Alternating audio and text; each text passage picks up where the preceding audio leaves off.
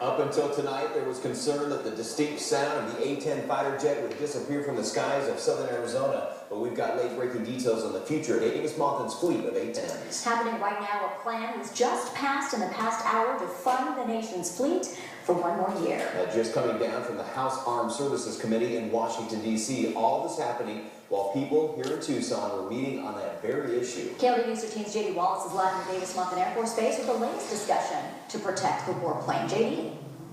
And Teresa, we've heard the case that protecting the A-10 also protects Davis Monthan Air Force Base, but veterans are also saying that the A-10 is simply the best option for our troops on the ground, not just our local economy.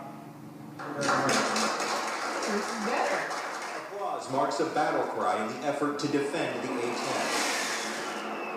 This is the airplane that protects the young people in those convoys, in those little small unit engagements. The A-10 is the airplane that protects them, not the B-1. I've dealt a great deal with Marines and been with Marines, and we're, as infantry, we looked forward to the air support that was going to help in any activity that we had, especially when I was an advisor in Vietnam. That's the ammunition the A-10 needs in the fight to keep flying. Two in the cockpit are former A-10 pilot and Lieutenant Colonel Tom Norris and retired Command Chief Master Sergeant Chuck Wooten, who's also running for Congress, but says this isn't about his campaign. As an Air Force veteran, I took a deep interest in it from a national defense perspective and not a political perspective.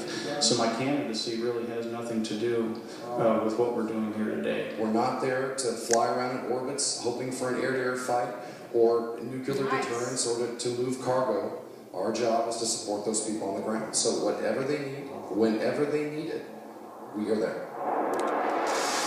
Norris will seek more stories from the battlefield because he doesn't see Congress's mothballing the A-10 as any better than retiring it. It is semantics. When you put an airplane in the boneyard, you roll it in there. All the people that supported it and flew it are leaving Tucson.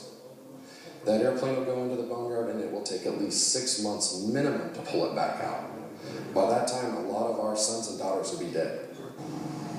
And the long-term fight to protect the A-10 will not be over. Of course, it will be difficult finding those accounts from the ground about the A-10's value in the battlefield because many active duty soldiers and members of the military and airmen are usually discouraged from speaking out publicly about what happens on the battlefield. So that will be a challenge. However, there were more than 40 people at tonight's meeting, and they will have another one of these just a week from tomorrow, next Thursday. Reporting live from the southeast side, Monthan Air Force Base, J.D. Wallace, KLD News 13, live all the way breaking. All right, J.D., thank you. Tonight we're digging deeper into what